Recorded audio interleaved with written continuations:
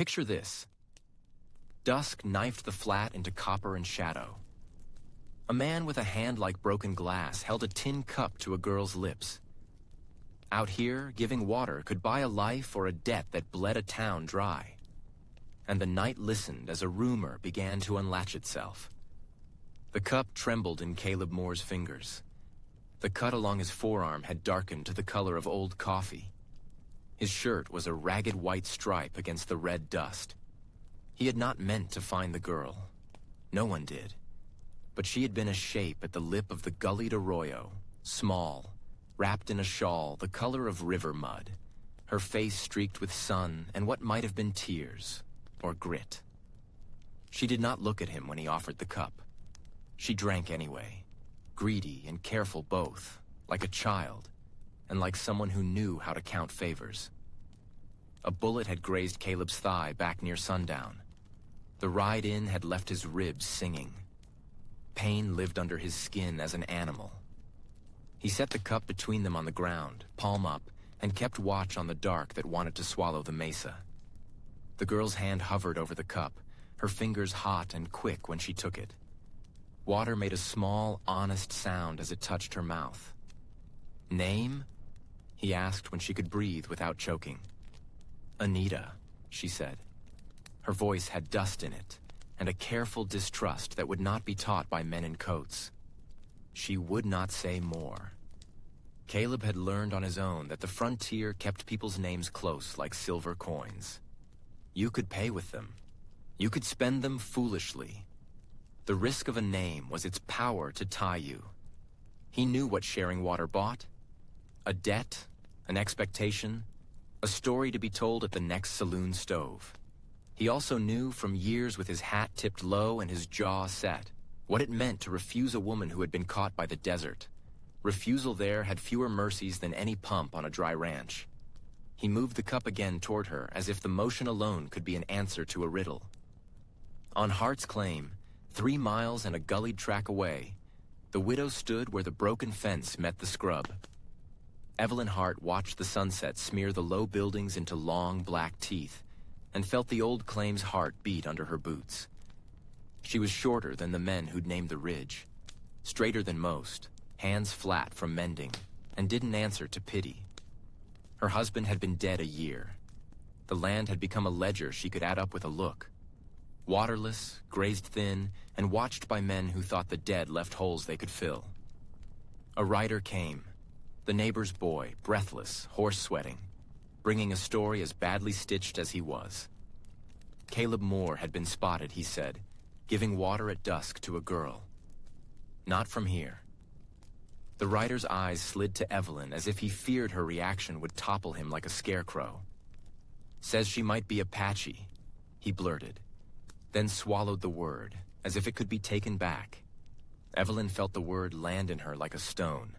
In Hart's world, names were not only debts, they were warnings. An Apache child, if that is what the neighbor meant, or a girl walking through alone could mean one of a dozen things, none of them simple. Her pulse pushed against her ribs. The sheep pens hummed like an uneasy throat. The claim required choices. Leave it, hold it, bar the gate, send men riding, or shelter someone who would call down the brother's wrath. The rumor did not need to be true to be dangerous. It simply had to be believed. She folded her hands until her knuckles ached and listened as the dusk took the rider's breath and made it small. The moon had not yet shown its face. Even that delay felt like accusation. Evelyn's mind narrowed to a single insistent question. Could kindness be a weapon aimed at her own doorstep? By the time the coyotes started, the word had turned its first corners, and already there were men who would give that rumor a face and a reason. Picture this. A ledger splayed on the kitchen table, ink like dried blood. A single ember coughing in the hearth sent a rain of ash across the pages. Out here, a burned page was a ledger of obligation or a warning. Nothing burned by accident. And the road was singing with riders, which meant choices wouldn't be polite. Ash sifted across her wrists like powdered grief. She worked with the ledger as if it were a patient body, turning pages, fingers counting losses that made the room smell of char and old leather. Cattle, 9 branded, 2 gone. Wagon wheels, 1 broken, 1 melted to the axle. Seed, half a sack, damp from last night's smoke. She set a pebble in the margin for everything that mattered and pushed the pebble down like a verdict. The burned letter lay beneath a corner where it had been tucked to hide the worst lines. She eased it free. Its edges were lace, the middle still pale where a name had been. A sentence hung, dark and partial. If I don't make it, you take... And then nothing but hole. Her thumb brushed the hole until the ash rubbed a crescent across her nail. She found the ring looking for a pin. It had slipped beneath a band of scorched paper, warmed by the hearth. For a long beat, she only held it. The metal cool after the stove. The dent that had never worn smooth where his tooth had caught it the first winter they slept on wet hay. It fit her thumb now as if she had been wearing it the whole time. This small, heavy proof that the promise had been a real thing. Counting became bargaining. Ledger numbers were not abstract. They named winter, hunger, the price of a hired man. To leave the claim was to hand those names to someone else. To stay was to make the ledger bloom into months she could not be certain she'd pay for. Outside, hoofbeats came in measured phrases. The first man rode a gelding that had known floodplains. His coat carried the rain smell. The second was younger, his jaw tight like he kept saying apologies behind his teeth. The third, the eldest, sat back in his saddle with the look of a man who'd learned to make others' debts his own. They dismounted with the bone quiet of men who had ridden the land since stories began. The eldest cleared his throat on the porch and took in the smoke, the ledger, the kettle with nothing in it. He folded his hands over the saddle horn like he was covering a wound. "You know the claim don't drift," he said, as if stating the weather. "Belongin' to Wilf, it goes to us till obligations are squared. Ain't no shame in taking what's owed, sister." She looked at the ring, at the burned line of his last letter, at the ledger's columns. She could already see where they'd mark every animal and tool with their own brand, how the homestead would become a ledger in their hands. She tasted the calculation. Brotherly duty braided with the relief of cold shoulders, the way men found law in kinship. "And there's the matter of the note to Barker," the younger brother added, voice quick as a broken promise. "He fronted powder, you know. You can't do neither with what you got," he said, nodding to the kitchen, the roof, the half-sifted grain. There was compassion and a demand folded together. She could sign papers. She could step away with the ring inside her palm and a ledger full of smudged sums. Or she could refuse and become the thing the brothers feared. A woman holding land against a family, against a law measured in mouths and pack saddles. Her mouth tasted of stove smoke and the words her husband never finished. Hooves thudded closer. She held the ring between thumb and forefinger, feeling the dent where his name used to sit. The eldest brother's voice reached the porch. "You been giving us fair notice?" And she had no fair answer. She cupped 2 cracked hands around a tin cup. Dusk turned the girl's ribs into a map. Picture this. A stranger at the gate, small and hollow-eyed, knocking with the patience of someone used to being shut out. Out here, a doorstep was a border as sharp as a rifle's sight. Harboring a warm body spelled debts and blood for those left behind. And the widow's refusal was the first tremor before a storm the land would not forgive. Marta kept her hand on the latch until the lamp in the kitchen guttered alive. The house smelled of stew gone thin and the coal dust of winter. She did not step forward. She could not afford to set the rules by feeling. The gate creaked when she opened it a hair, letting a wedge of desert air lean into the yard like a question. The girl stood in the shadow of the pickets, the hem of her skirt pinned with dust. No one had said a word. Her lips were cracked, a film of red dust across the teeth, and she held the tin cup level as if it were an offering or an instrument of accusation. When Marta looked at her face, she saw hunger.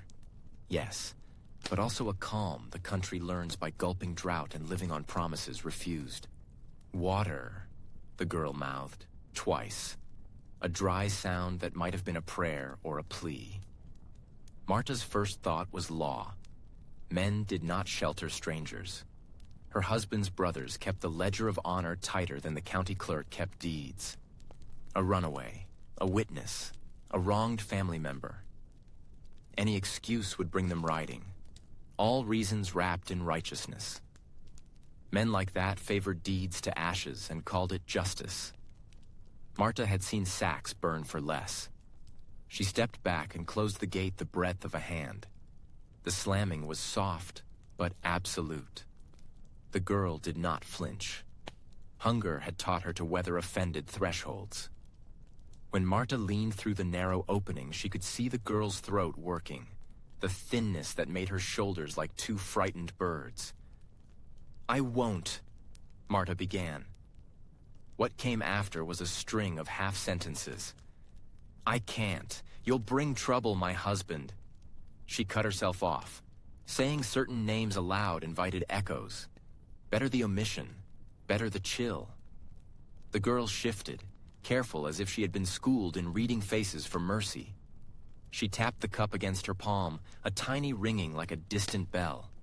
Marta's hand found the ladle by the well before she remembered she had no right to give. Water could be given without harbor, and water usually cost less than hospitality. She filled the tin, the cold biting at her knuckles. The cup touched the girl's lips. She drank like a man dying of thirst takes thunder. Marta watched the way the girl's jaw worked, how the eyes closed, not in shame, but in methodical gratitude. For a moment, the two were only water and thirst, an arithmetic older than law. Then the girl looked up, and in that look was the unaskable picture this. 3 shadowed boots on the homestead porch. A folded parchment slid across a curb like a snake, its seal glinting. Out here, paper could be law, or a polite way to hand you a rope.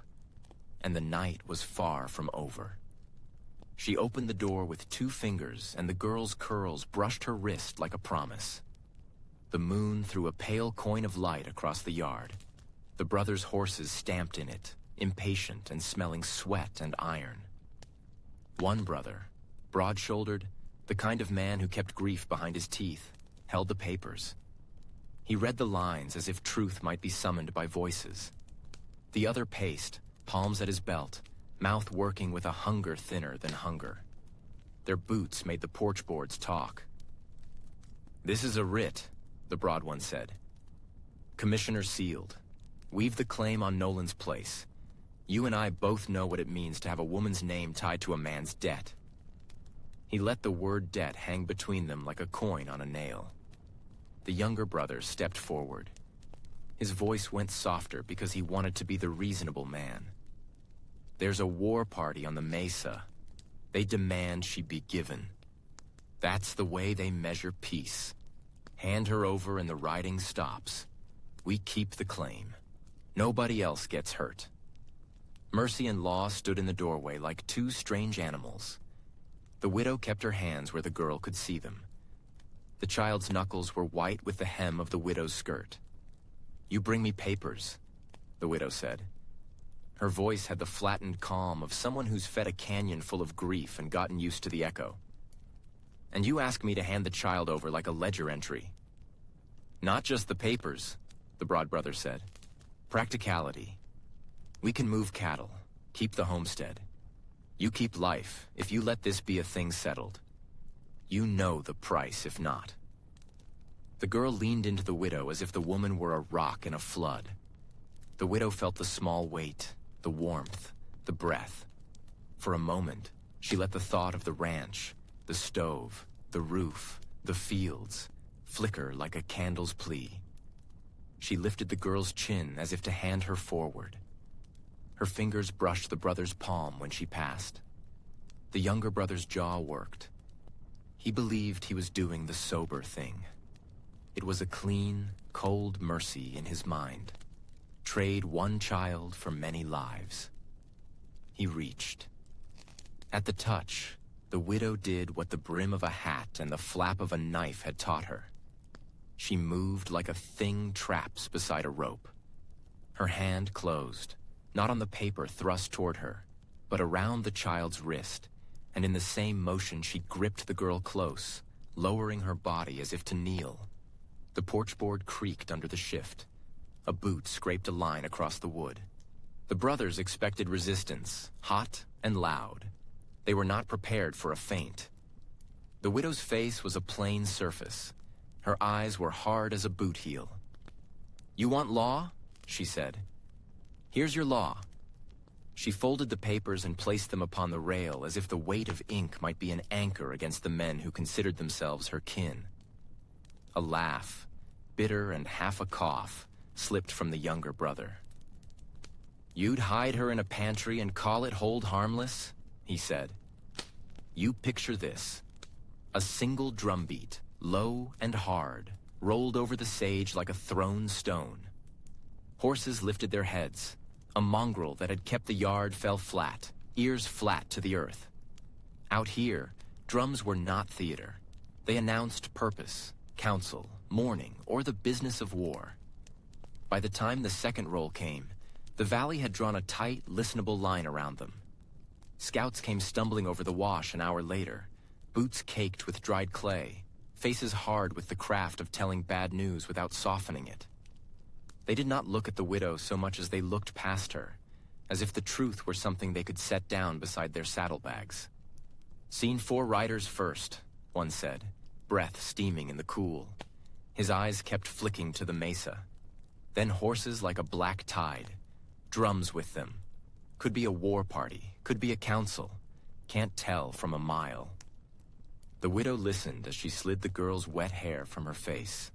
The girl, still young enough to startle at a hand on her arm, had been wrapped in a blanket that smelled of smoke and the rosemary the widow kept for stews. The girl's wrist had a thin cord of beads. She would not look the widow in the eye when other men were near. That made the widow's jaw ache. The old kind of ache that had nothing to do with the loss in her own bed. Word spread like a spark. The brothers came up the lane together. Broad shoulders, rifles slung, a kind of business interest in every step. They brought the language of necessity. Grain, powder, a cart. One of them, Thomas, had always been a man who measured things by weight. His voice had the flint's quickness. 150 on the mesa, he said without preamble. Maybe more. If they're after anything, they won't ask. They take. His eyes slid to the girl. We cannot have a woman of that. That what? The widow cut in. Her voice had the chill that came when a person had learned how to refuse panic. There are children up there. There are men who make drums for 1,000 reasons. You want to hand her over because you fear drums? It's law to parley, said the elder brother, softer. He had the look of a man who had spent too many winters arguing with rival claims. We trade. We send whiskey. We keep the peace. You want trouble here, Martha? Martha. The name held her husband's slow, certain laugh in the absence of it. She felt the weight of it like a ledger. She moved the girl to the lean-to where the preserves were kept, counting the jars like small, silent witnesses. You take half the flour. You take the carbine shells, she offered, palms open so the men could see there was nothing hidden. Her hand closed on cold steel beneath the mattress. Picture this. Dust motes like old verdicts hung in the slant of late sun. Out here, a rifle was a man's signature. Its weight read like a deed and a warning. Beyond the fence, someone would test that signature before supper. She drew the rifle out slow enough to hear the wood creak, as if the bed remembered Tom's hands. The stock tasted faintly of nicotine and linseed. Beneath the barrel, a hairline of rust. A spent slug still lay in the chamber, a small grave in the metal. She ran thumb along the bolt and remembered Tom's voice. Not reproach, but the blunt practical of a man who had kept men fed. You don't brandish unless you're ready to sign it with blood, Anna. A house can be rebuilt. A killing can't. Inez stood in the doorway, palms cupped against a water jar, her eyes on Anna the way a child watches the weather. She had been brought to the homestead for water and shelter and now watched, mute, as the widow considered the instrument of ownership and violence. Outside, gravel whispered under a horse's hoof. One of the brothers, Silas, tested the fence where the Delaney's barbed wire drooped, leaning a shoulder against a post as if weighing the land. He had a slow grin that read like a challenge. Jonah stayed back, hands in his pockets, watching the toys of two households with the patient picture this. She folded smoke-stiffened linen into a fist and pressed a blackened wedge of paper between her thumb and palm. Ash dusted her knuckles like old snow. The scrap smelled of singed ink and a man's last caution. Out here, a burned letter was currency as much as coin. Proof, threat, confession, all depending on who held it. And the morning wanted answers it hadn't earned. She stepped into the constable's lean kitchen with the smell of bacon smoke and horse sweat crowding the rafters. The constable, a man who'd read more wills than prayers, sat behind the table polishing a pair of cartridges as if the metal might tell him the truth. Outside, the rancher, a wide-backed man named Harlan, stood in the doorway with his hat in his hands, the porch light ribbing dust into a halo. "No time for niceties," Harlan said. His voice took up space like a rope. "The boys out by the arroyo saw smoke last night. If we don't have powder, we have nothing." She set the tin on the table and let the sound of the lid click be the first sentence. The fragments inside were worse than she'd feared. Words gone soft with flame, a single fine line still legible, a man's script folding into itself. "Read it," she said. The constable pinched the scrap. He read aloud with the slow care of a man holding a live coal. "If anything happens, picture this. The courthouse steps crowded like a harvest wagon, mutters and spit for ballast. One brother held a folded scrap of paper like a sermon. The other let a cattle prod stare to the talking. Out here, honor was a ledger settled in public. A stain left uncounted was a debt invited. And the town was counting. The ledger had teeth. Her thumb found the old brass button on her man's coat where the buttonhole had stretched with years. It was the smallest motion she could make and still feel steady, until the sheriff cleared his throat. The room smelled of stove smoke and boiled coffee. Men leaned forward on boots, collars closed against the cold. Women sat with shawls tight, eyes like shutters. The brothers spoke in measured sentences, not loud, but shaped to travel. "She hid her in the house," the elder said. "She kept silence when we asked. A widow who keeps secrets is worse than a widow who shoots straight. They invoked kin and claim. Family honor ain't only what you feel in your chest," the younger brother said. "It's what folks can look at you for. If you let shame breed inside your yard, you set the town to reckoning on you." He unrolled the scrap of paper then, a list of names, a ledger of deeds and debts.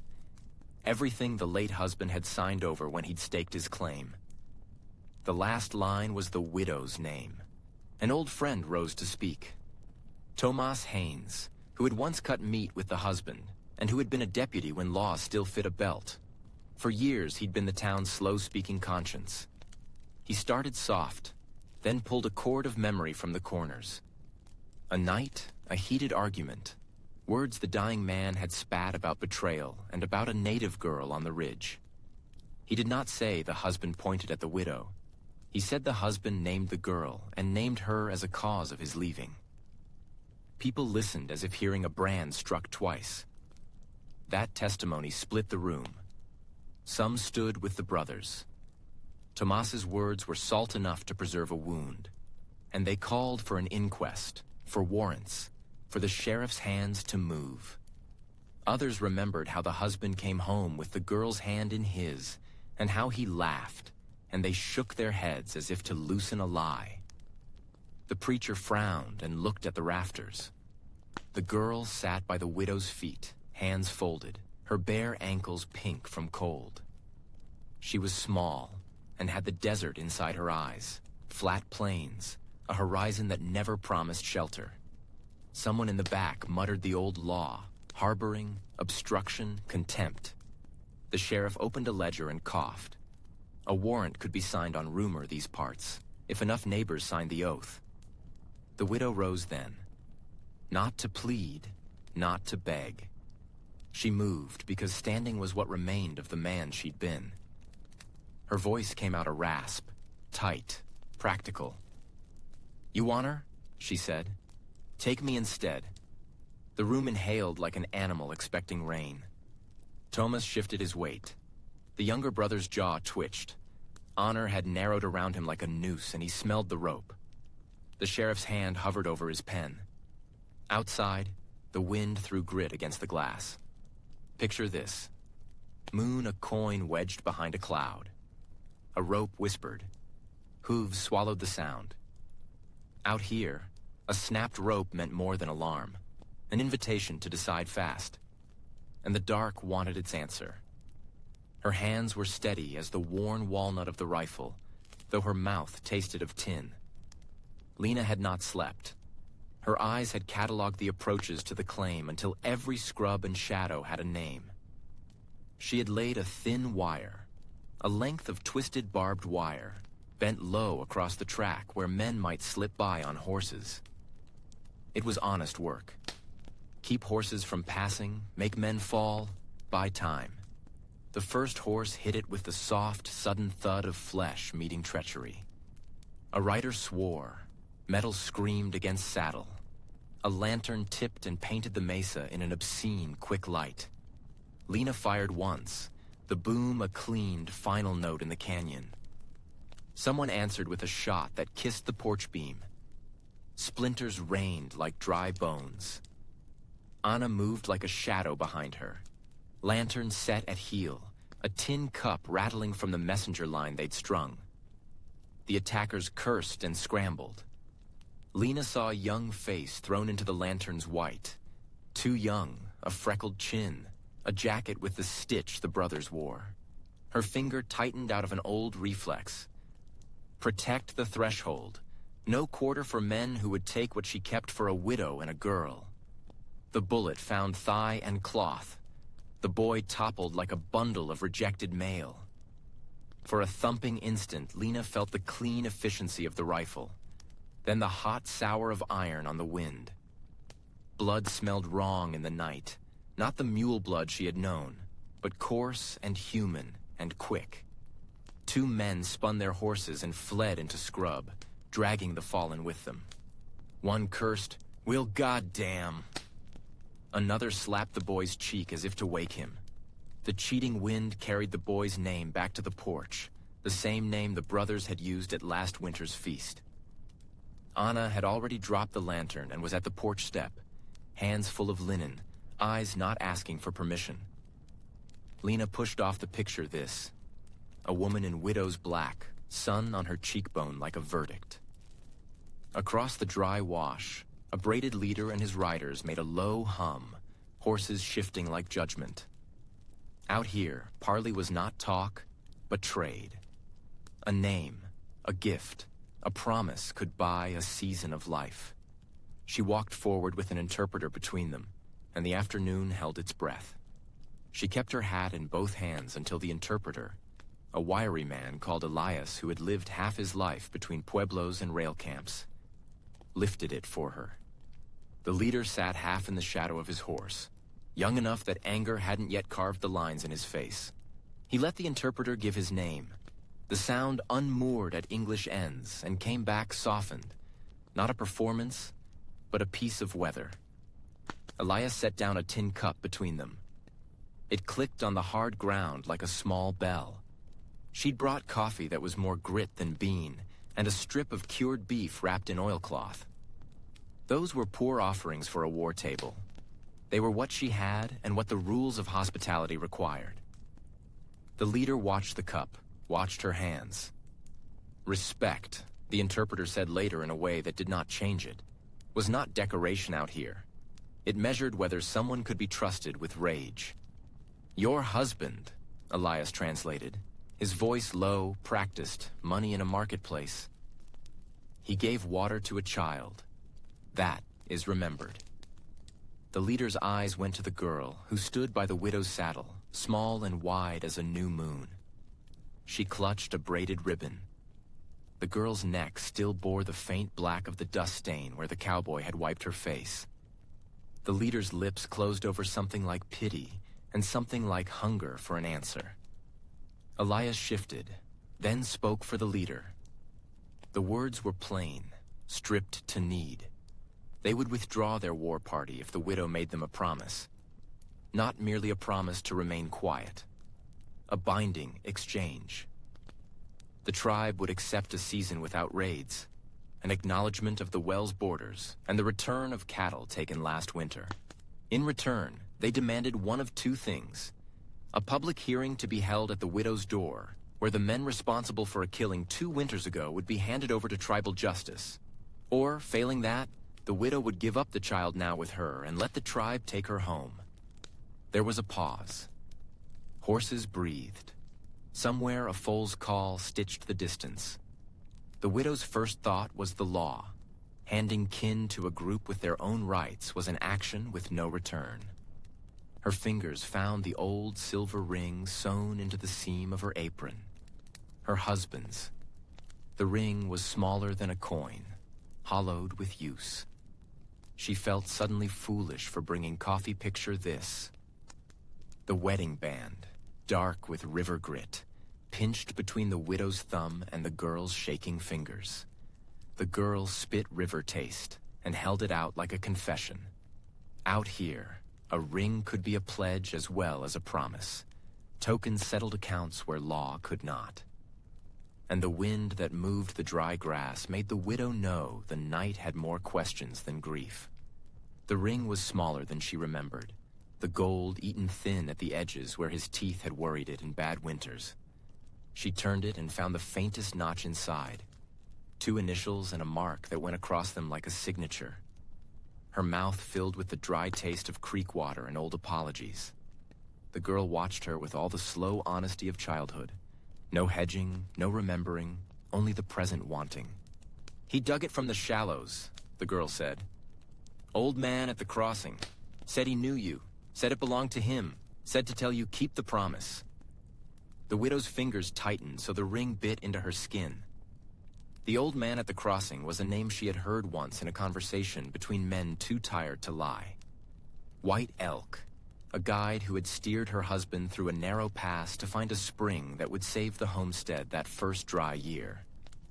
There had been laughter that night around the small fire, whiskey passed and smoke that tasted like forgiven debt. She had thought it simple kindness, her husband the generous sort, but kind acts in the desert often come ledgered. She remembered now the story he'd told in the dark. How White Elk had refused the usual pay, said only that he trusted Jack's word and asked for an oath. A token until cattle came off. Jack had slipped his ring off at the fire then, his hands clumsy with heat and whiskey, and had promised that if anything happened to him, the widow would keep faith. Honor tugged by truth, he'd said, meaning a thing she had no right to refuse then because it was his to give. The girl waited. The jug of saved water sat near the door, its leather sweating in the heat. Beyond the low picket, dust rose in a thin plume where someone had passed early. A horse passed the property line now and then, and sometimes men with papers came. The brothers had been pacing for weeks, eyes bright with reasons that looked like law and hunger. If she kept the ring, if she kept the token of that pledge and sent it back toward the guide with a curt note of refusal, they would call her hard-hearted and find a way to call the courts. If she honored it, if she offered White Elk and his people access to the spring on her land, what the brothers would do, she could not guess. Men who call themselves kin will call mercy weakness when it suits them. She walked to the window where the morning showed the range in sharp bones. A hawk dragged a shadow across the dust. The girl fingered the hem of her dress and said, "He said the promise tied to blood. Said he would take the debt instead of you." The widow felt the weight of the ring like an answer, an accusation. Footsteps came up the lane, not the soft gait of a trader, but the measured, heavy tread of a man used to carrying worry like iron. White Elk stood in the doorway before she heard him, older than the stories had suggested, his skin cut by wind and patience. He carried nothing but a lean pack and a face that had learned to say no and yes without flinching. "You have his band," he said, and it was not a question. She held it out without deciding whether she would hand it over or use it as a wedge. He saw the notch and nodded, as if a map had been completed. "He promised water, not land," White Elk said, quiet as the river. "Picture this. A lantern swung slow like a pendulum, oil glass spidered with dust. A man's voice broke the night from the fence line. 'The girl or the land, take your choice.' Out here, an ultimatum was a summons. Words were the last courtesy before force. And the widow kept her hand on the box of matches. 3 of us at dawn," Caleb said, voice flat with the kind of fatigue that lives in men who reckon kinship and soil by ledger and loss. "You hand the girl over, or the deed goes with her. It'll save the town a long quarrel." His brother Jed spat a dry laugh. "We can bring a dozen. Law'll follow if they hear of trouble. You know how it goes." The girl sat on a bale, knees hugged to her chest, eyes fixed on a moth that circled the lantern like a guilty thing. The widow watched the way the moth kept returning to a burned patch on the glass. Small, stupid persistence. The widow's jaw worked. Behind her, the feed loft smelled of old straw and sweat. 40 bales stacked tight, a year's cushion against winter. Forage was coin and ration and bargaining chip. Burn it, and you were naked to the cold. Give the girl, and you were naked to conscience. "You'd set them on us?" the widow asked quietly. Her voice had the dry timbre of someone who measured sentences to conserve heat. "You'd risk the posse? For what? Title papers signed by a dead man?" Caleb's mouth twitched with something like regret. "This is our brother's claim. He took a wife, died. There are laws, woman. There's also mouths in our house. If we lose the land because you keep lodging strangers..." "You mean because I won't hand a child over like a horse?" The widow's hand went to the rifle propped by the door and didn't close on air. She let it rest there, a promise and a poor pillow. Her fingers smelled faintly of tar and rust. Jed stepped closer, boots whispering on packed dirt. He lifted one hand, not friendly. "We don't want blood if you don't make trouble. Dawn or the deed's gone. No one wants to see the children up the ridge shivering because you kept a stranger that brings trouble." Outside, coyotes threaded sound between the sage. The girl's shoulders shook, whether from cold or fear the widow could not tell. The widow could imagine the posse, men with collars turned to the wind, faces set to right wrongs as they saw them. She thought of the burned letter folded in her bureau, the last page her husband had written about debts and promises. She thought of the wedding ring she kept in a tobacco tin, rusted ribbon of a life already reduced to ledger and soil. She opened the door to the loft. The straw's dust rose like dry ghosts. She took a can from the shelf. Kerosene. The sting of it, a memory of lamps in the night and men who came back from town smelling of patent medicines. Her hands were steady, as if decision had a way of hardening palms. She poured a measured slick along the bottom of the nearest stack, the liquid dark and hungry. The kerosene drank the wood smell, and the porch light shifted up into a yellowing flare. "Don't," the girl whispered, voice barely a thread. "Please." The widow did not answer. She set matches on the loft's rung of wood, the little sticks of sulfur like tiny revolvers. She could see Caleb's shadow move across the yard, 2 shapes discussing angles and law. Jed's laugh came again, softer, as if he mourned something he needed to do.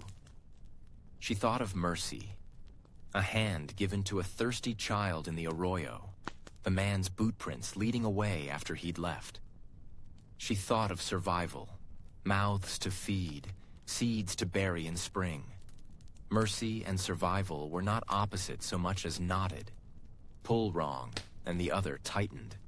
She could burn the forage, burn the ledger of what she could no longer feed, and ensure the men took nothing but coal and regret. Or she could hand the girl over and keep the barn standing for another winter. The matchbox rasped beneath her thumb. The moth outside struck the glass and fell. The widow closed her fingers around the strike and felt the paper bite. Dawn was an hour.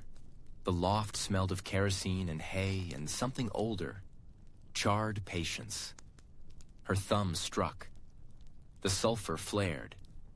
She heard the moth twitch in the lantern glass and the rifle whisper against wood. She thought of the ring, the burned letter, and the girl's small hand when she'd reached for water. The match hissed, a tiny, bright accusation. She paused with flame cupped between finger and palm. The barn, the girl, the law, the cold, all balanced in that heat. Dawn would decide more. Picture this. Dawn came thin as a sheet, the ridge a black blade against a pale sky. Booted scouts stamped dust into a fan of words. 300 on the ridge, each horse a promise. Out here, a band on the horizon was not rumor but a counting of names. A ledger opened in sunlight. And the widow stood in the yard with a list she would have to write in 3 breaths. She moved like a compass needle. Quick, small corrections that kept everything from swinging.